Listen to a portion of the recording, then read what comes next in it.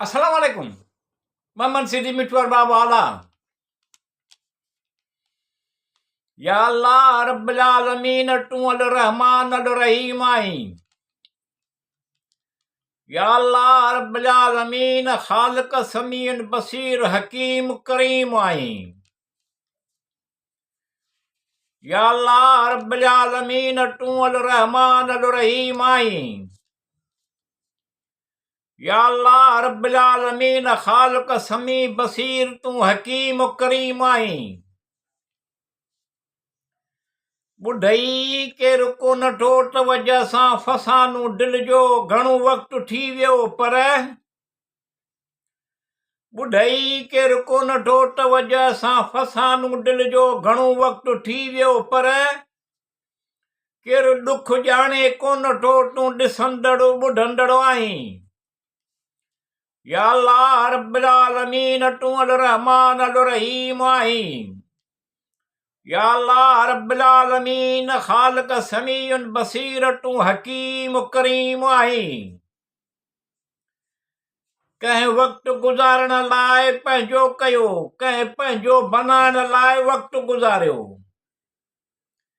कंहिं वक़्तु गुज़ारण लाइ पंहिंजो कयो कंहिं पंहिंजो बनाइण लाइ वक़्तु गुज़ारियो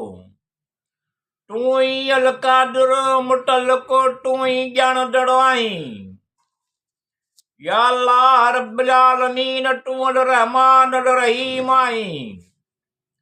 या अल्लाह रब्बिल आलमीन खालिक समीअन बसीर तूं हकीम करीम आहीं वक़्तु ईअं था ॾियनि जहिड़ो पिनण जीअं असांखे लॻे असांखां ॼण कोन पुॼे वक़्तु ईअं था ॾियनि जहिड़ो पिनण जीअं असांखे लॻे असांखां ॼण कोन पुॼे ही दुख जहिड़ी ॻाल्हि ख़ुशि मिज़ाज माण्हू आहिनि अहिड़ियूं शरारतूं कंदा आहिनि तूं तवाब अल अलीम आहीं या अल्लाह रब्बिल आलमीन तूं अल रहमान अल रहीम आहीं या अल्लाह रब्बिल आलमीन खालिक समीउन बसीर तूं हकीम करीम आहीं गम सुनसान बयाबान मां निकिरे कोन थो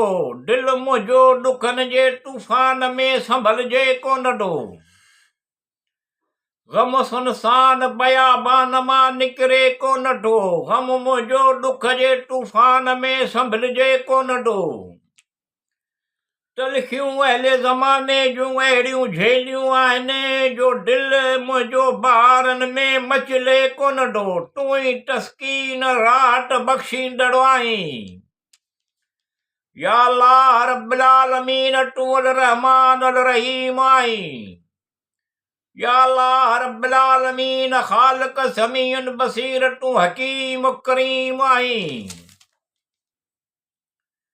या अल्लाह रब्बिल आलमीन अल रहमान अल रहीम तोखे जब मालूम आहे तूं ई आसम मेॾूं पुॼाए कम थियनि मुश्किल सभु आसान कर सवलायूं आसानियूं कर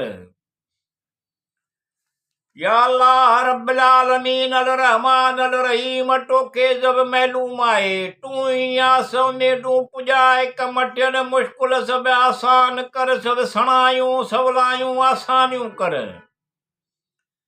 अल ज़ाहिर अल बातिन मिठो जा मतिलब नेक मक़सद हासिल थियनि सबब ज़रिया पैदा कर तूं ई मुसबिल असबाब आहीं